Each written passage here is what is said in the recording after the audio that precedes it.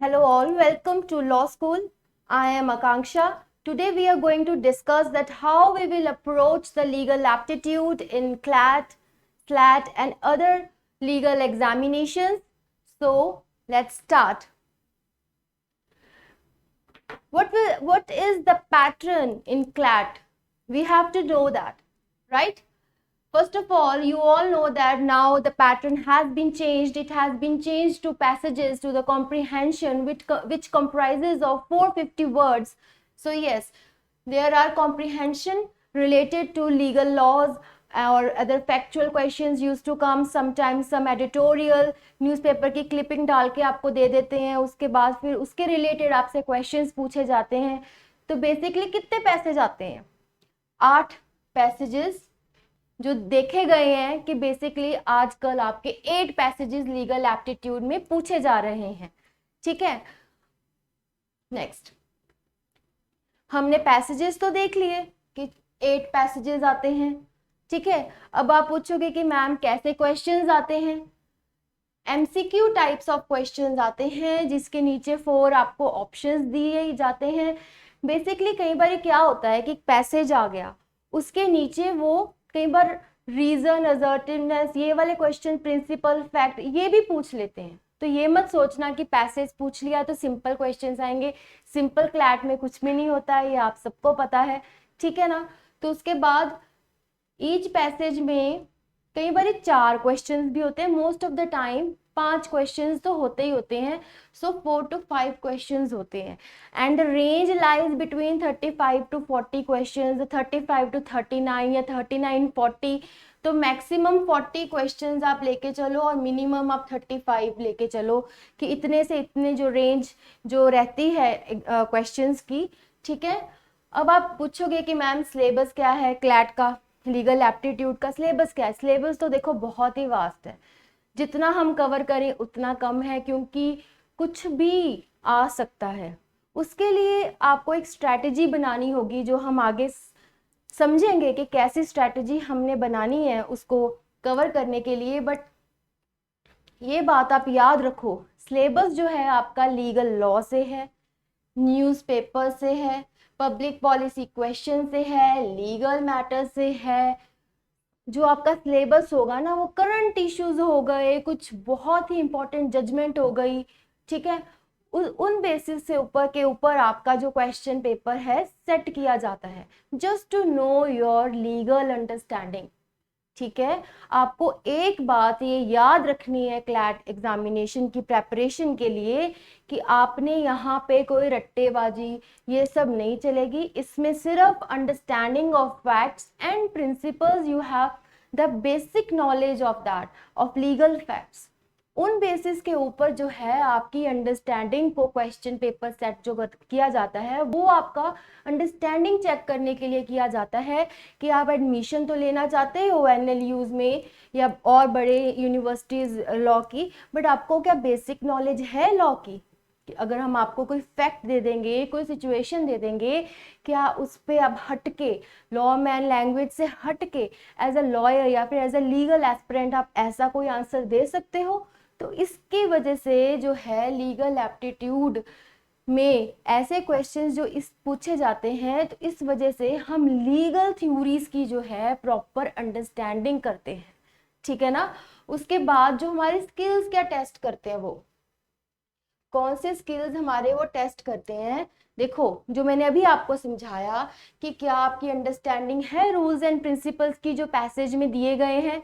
दूसरा क्या है एप्लीकेशन, कि आप रूल्स कैसे अप्लाई कर रहे हो. कई बार क्या होता है आपको पैसेज दे दिया, उसके बाद एक प्रोपोजिशन भी दी जाती है कि ये प्रोपोजिशन है, पैसेज में से आपको खुद ही लॉ समझना होता है, उसी में दिया होता है, आपको वो अंडरस्टैंड करना होता है. और जब आपको समझ लग गया, आपकी इतनी प्रैक्टिस होनी चाहिए, आपको जब वो समझ गया लग गया तो जो प्रोपोजिशन दी जाती है उसका आप आंसर इजीली कर पाते हो. ठीक है ना. और उसके बाद देखो उन्होंने बताया है कि सेवरल फैक्चुअल सिचुएशंस आपको दी जाती हैं, उनके ऊपर आपके स्किल्स जो है टेस्ट करते हैं. और उसके बाद उन्होंने ये भी कहा है understand how changes to rules और प्रिंसिपल्स में modify their application to several fact. अभी देखो आपको फैक्ट बता दिया, प्रोपोजिशन भी बता दी। कई बार ऐसा क्वेश्चन आता है, वो कहते हैं इस लॉ को आप कैसे अप्लाई करोगे इन द डिफरेंट सिचुएशन। सो देखो आप घूम फिर के कहाँ आते हो, कहाँ आते हो आप, कहाँ आते हो, अंडरस्टैंडिंग पे आते हो। जितनी देर तक आपको लॉ की अंडरस्टैंडिंग नहीं हुई, क्वेश्चन कोई भी सॉल्व नहीं कर पाओगे। और एक बात सुन लो, पैसेज आते हैं बड़े बड़े 450 वर्ड्स के, उसको आप कैसे, टाइम लिमिट भी होती है, तो उसको कैसे स्ट्रेटेजाइज करोगे पढ़ना, कैसे स्ट्रेटेजाइज करोगे। उसके लिए आपको डेली न्यूज़पेपर्स या डेली अपनी रीडिंग हैबिट को बढ़ाना पड़ेगा, तभी आप क्वेश्चन पेपर को उस टाइम पे easily without any pressure solve कर पाओगे। Okay, now what are the important topics? See, legal subjects in legal aptitude, these used to be the basic, or you can say important subjects for the legal law. But environmental law, international law, so many other laws are also there from which question paper is set. So basically law of tort तो बहुत ही important है, इससे हमेशा question आता ही आता है, ठीक है, from its maxims or principles, right? Then law of contract, इसमें से कॉन्ट्रैक्ट के ऊपर बहुत सारे क्वेश्चंस आ जाते हैं। लेटेस्ट 2022 जो भी आपका पेपर निकला उसमें मिस्टेक ऑफ फैक्ट पे क्वेश्चन आया था कॉन्ट्रैक्ट का। उसके बाद लॉ ऑफ कॉन्स्टिट्यूशन, इस पे रिट्स पे बहुत क्वेश्चन आते हैं, इस बार आपका रिट्स पे क्वेश्चन आया हुआ था। और भी इसके जो अमेंडमेंट्स होते हैं या प्रिंसिपल या इसके जो कोई आर्टिकल्स की जो इंपॉर्टेंस है उस पर क्वेश्चन सेट किया जाता है। बेसिकली जो पैसेज है, मैंने आपको पहले ही बताया, अभी भी बता रही हूँ, या तो आपका वो जो पैसेज होता है या तो वो किसी जजमेंट से लिया जाता है, या तो फिर वो कोई न्यूज़पेपर आर्टिकल से लिया जाता है, या फिर कोई ऑनलाइन लीगल ब्लॉग से लिया जाता है। ठीक है, इट डिपेंड्स कि कहाँ से उन्होंने वो पैसेज लिया है।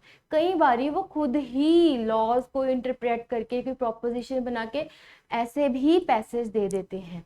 ठीक है, उसके बाद क्रिमिनल लॉ में आपके बेसिकली क्वेश्चंस, क्रिमिनल लॉ तो बहुत वास्ट है, इसमें कई बारी ऐसे क्वेश्चंस आ जाते हैं जिसमें आपको ये पता लगाना होता है, डेफमेशन का आ गया, या फिर कोई और क्राइम, जैसे भी मैंने 2020 का पेपर देखा था, उसमें मॉब लिंचिंग पे केस आया हुआ था।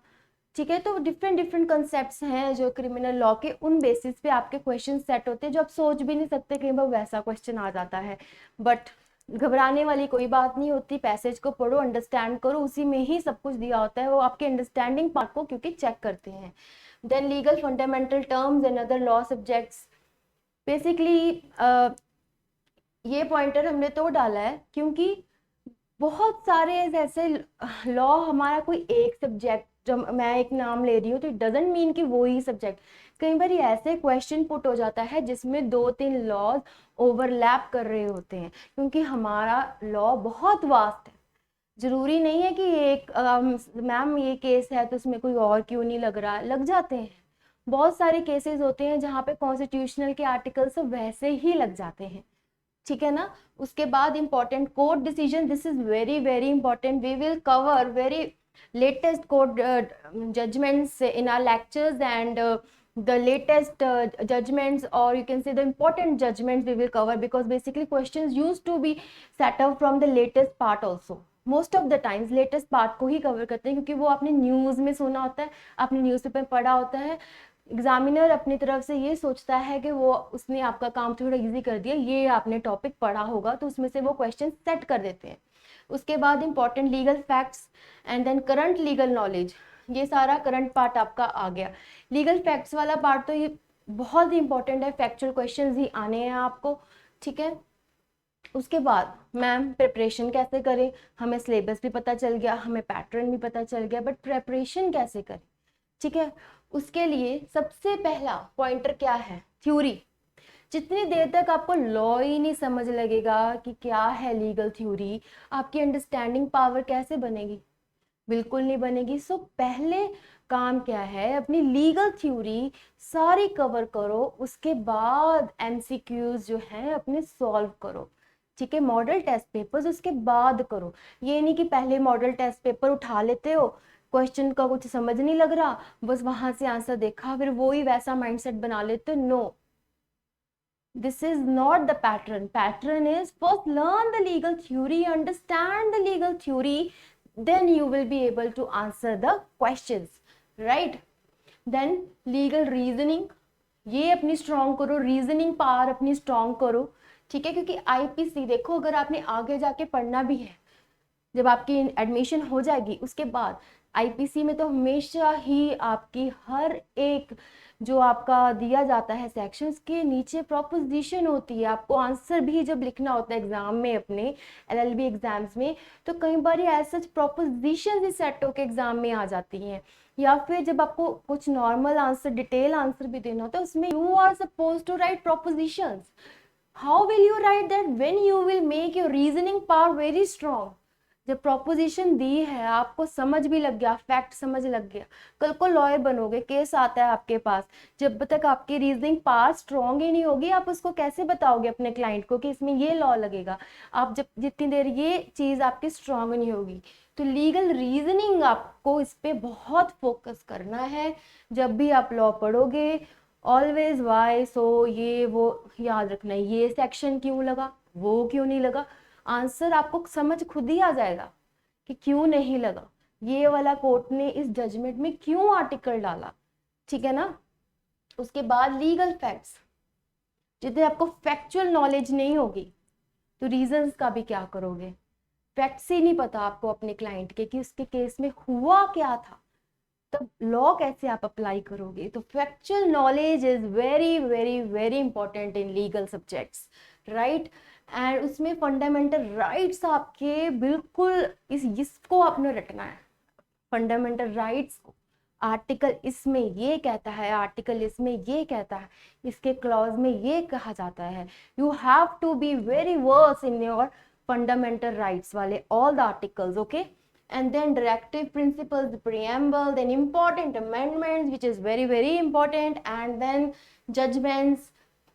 इस पे सारे क्वेश्चंस जो है ना आपके आ चुके हैं और आते भी हैं। उसके बाद लीगल जनरल नॉलेज, देखो 6 मंथ्स के, लेटेस्ट 6 मंथ्स के करंट अफेयर्स को गो थ्रू हो जाना, उसमें से क्वेश्चंस आ जाते हैं, बट ये नहीं कहते उसी में से आएंगे, उसके ऊपर भी आ सकते हैं, बट इतना तो आपको करना ही करना है। Then language skills, legal terminologies and foreign phrases. This is very important. Foreign phrases means the maxims, and you have to be very versed in that. अब देखो लॉ ऑफ टॉर्ट्स का क्वेश्चन आ गया, उसमें बहुत सारे मैक्सिम्स हैं। एक maxim चलो मैं उठा लेती हूँ, इंजुरिया सिने डैमनो। What does it mean? जब तक आपने इसकी लीगल थ्योरी पढ़ी ही नहीं होगी, आपको तो समझ ही नहीं आएगा। इसका मतलब क्या होता है? Injuries without damages, injuries without damage. और उसमें ऐसे मैक्सिमम कई बार वो एक्सप्लेन भी कर देते हैं, कई बार वो कुछ एक्सप्लेन नहीं करते, प्रिंसिपल मैक्सिम बता देते हैं, फैक्ट बता देते हैं, आंसर करो। जितनी देर आपको मैक्सिम की समझ ही नहीं है कि इंजुरिया सेने डैमनो क्या कह रहा है, ये क्या कहता है कि इंजुरीज हुई हैं विदाउट डैमेज, पर कोई डैमेज नहीं हुआ, ये हम सारा टॉर्ट्स वाले लेक्चर में कवर करेंगे कि इसका मतलब क्या है, एग्जैक्ट इसका मतलब क्या होता है।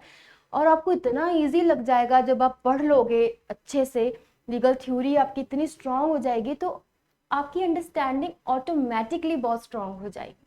समझ रहे हो ना? उसके बाद previous year question papers, these are very important. Previous year हम तो नहीं करते कि वैसा क्वेश्चन कि वो ही वाला क्वेश्चन आ जाएगा, वो वाला क्वेश्चन तो रिपीट होता नहीं है, उसके जैसा क्वेश्चन आ जाता है। और प्रीवियस ईयर क्वेश्चन पेपर मैं मोस्टली रिकमेंड करती हूँ कि आप एंड में अच्छे से करो, क्योंकि वो एंड में या साथ साथ टॉपिक के कर लो, क्योंकि टफ होते हैं, आपका ब्रेन फिर उस अकॉर्डिंग ही चलने लग जाता है। जब आप लीगल थ्योरी फिर पढ़ने स्टार्ट करते हो ना, ऑटोमेटिकली आपके माइंड में ये चलने लग जाता है कि एग्जाम में ऐसा आ गया, ऐसा आएगा, वैसा आ सकता है, और आपका माइंड वैसे ही फ्रेज हो जाता है उन सब क्वेश्चंस को आंसर करने के लिए, ठीक है? उसके बाद अभी देखो ये पॉइंट तो मैंने डाला, बट मुझे लगता है इससे ज़्यादा आपको टाइम देना चाहिए, क्योंकि आपको पता है आपका जो क्लैट 2023 कब आ रहा है, आपको पता है वो आ रहा है दिसंबर में।